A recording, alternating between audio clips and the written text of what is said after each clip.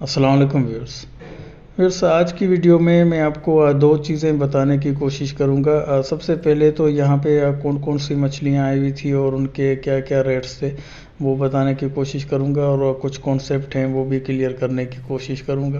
Viewers, यहाँ पे ये सुआ फिश का एक दाना था जो बिल्कुल फ्रेश दाना था, इसके साथ एक छोटा दाना भी था, और हीरा और रावस फिश के कुछ दाने थे लेकिन वो बी ग्रेड का माल था। इसमें फ्रेश माल जो था वो सुआ का ही दाना था, एक बड़ा और तकरीबन एक आधा किलो का दाना था, जो एक व्यापारी ने मिक्स लमसम में इसका सौदा किया और 1500 रुपये में इसको परचेज़ किया। इसके अलावा व्यूअर्स, ये मड क्रेब का 1.25 किलो का ये एक जंबो साइज़ का क्रेब था जो यहाँ पे फ़रोख्त कर रहे थे, और 1500 रुपये की इसकी डिमांड कर रहे थे, जो एक ही दाना इसका था और बड़े साइज़ का दाना था।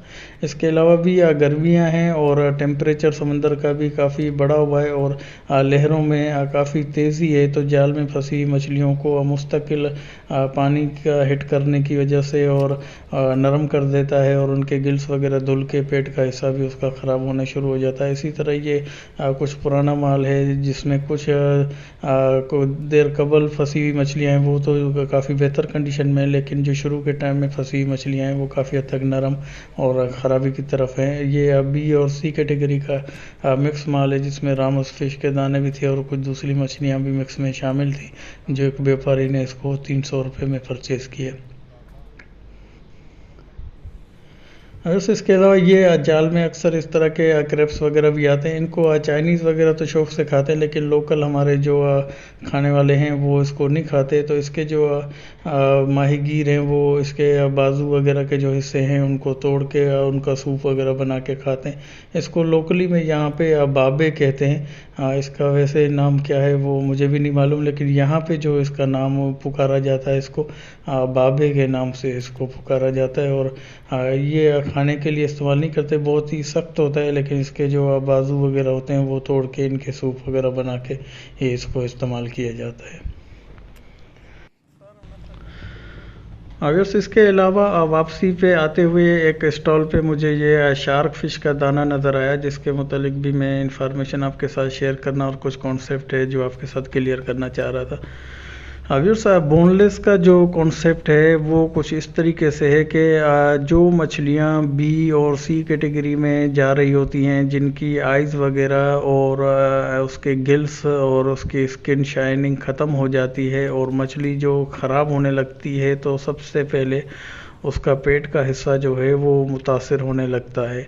तो इसका जो कॉन्सेप्ट क्रिएट किया गया तो बोनलेस फ़िश का, कि उसके बाद इस तरह की जो मछलियां हैं वो अगर 1000 रुपये फ़ी किलो वाली मछली है और इस बेसिक जो उसकी ख़राबी की तरफ शुरू हो चुकी होती है, तो इस तरह की मछली 200 से 250 रुपये के दरमियान जो फ़रोख्त करने वाले हैं उनको मिल जाती है। तो वो फिर इसका सर का हिस्सा, स्किन वगैरह उसकी हटा के पेट का हिस्सा निकाल के उसको बोनलेस में फ़रोख्त करने की कोशिश करते हैं, जो तकरीबन 4 गुना महंगी कीमत में फ़रोख्त करने की कोशिश करते हैं। तो इस तरह का जो माल होता है वो बी और सी कैटेगरी का माल है, उसको परवान चढ़ाने के लिए ज़्यादा से ज़्यादा बोनलेस वगैरह का ही जो मशवरा वगैरह है वो दिया जाता है। बोनलेस सिर्फ उन मछलियों का अगर आप बनाएं जिसकी खाल सख्त है, जिसमें शार्क हो गई, जो लोग खाते हैं शार्क या पिट्टन वगैरह, जो नहीं खाते तो वो उनके लिए फिर माही फ़िश है, गिस्सर फ़िश है,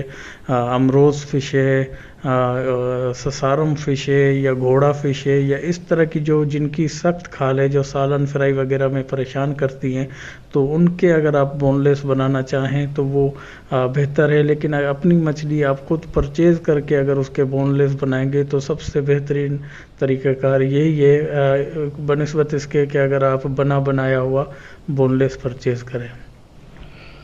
व्यूअर्स इसके अलावा अमूमन जो देखा गया है जिनकी हल्की जिल्द है और नरम जिल्द वाली जो मछलियां हैं उनके भी बोनलेस वगैरह बनाए जाते हैं। कुछ लोग तो अपनी सहूलत के लिए करते हैं, लेकिन एक ट्रेंड भी बनता जा रहा है। हालांकि उसकी जिल्द के अंदर भी बहुत सारे इंग्रेडिएंट्स वगैरह मौजूद होते हैं जिससे हम उसको ज़ाया कर देते हैं। किसी भी कल्चर को अडॉप्ट करने के लिए उसका मकसद और मतन और उसके वजूहात को जाने बगैर ही किसी कल्चर को हम जो है अपने ऊपर मुसल्लत कर देते हैं। ये बात मैं आपको सिर्फ माशरती उलूम के हिसाब से ही मैं आपको बता रहा हूँ कि जैसे सल्तनत रोम के अंदर फहाशी की इजाज़त दे दी गई थी, तो उस फहाशी के काम में जो कुछ ख़वातीन शामिल नहीं होना चाहती थी तो उन्होंने फिर एहतजाज किया और उसके बाद एक रूल पास कर दिया गया कि जो ख़वातीन और लड़कियां फहश कामों में मुब्तला रहना चाहती हैं तो वो अपनी निशानदेही के तौर पे अपने बालों को मुख्तलिफ़ रंगों से रंग दिया करें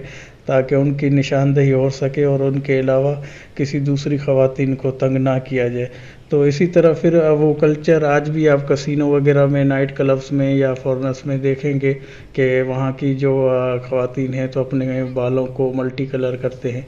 तो आजकल हमारे पास भी इस तरह का जो ट्रेंड है वो अडॉप्ट किया जा रहा है और अपने बालों को मुख्तलिफ़ रंगों से ही रंगना शुरू कर दिया है।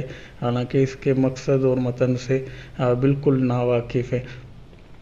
इसी तरह व्यूअर्स जो मछली वगैरह का जो बोनलेस वगैरह है वो भी आप देखेंगे कि ट्रेंड किस तरीके का है। तो वो जो कुछ फ़रोख्त करने वाले हैं इसी तरह के बातों को ही परवान चढ़ाते। लेकिन मेरा मशवरा आपको यही है कि जब भी मछली आप परचेज़ करें तो आप खुद से परचेज़ करके ही उसका बोनलेस बनवाएं। अगर से इसके अलावा दुनिया भर में बोनलेस वगैरह बनाए जाते हैं। ये जो मैंने तस्करा किया है वो हमारी लोकल मार्केटों का हाल है और हमारे लोकल जो व्यापारी वगैरह हैं वो इस तरह की ट्रिक्स वगैरह को ही अप्लाई करते हैं। और उम्मीद है कि इस मैसेज को आप पॉजिटिव वे में लेंगे। और अगर वीडियो पसंद आई है तो लाइक, शेयर और सब्सक्राइब करके बेल आइकन को भी प्रेस कर दें ताकि हर नई आने वाली वीडियो का नोटिफिकेशन सबसे पहले आपको मिलता रहे।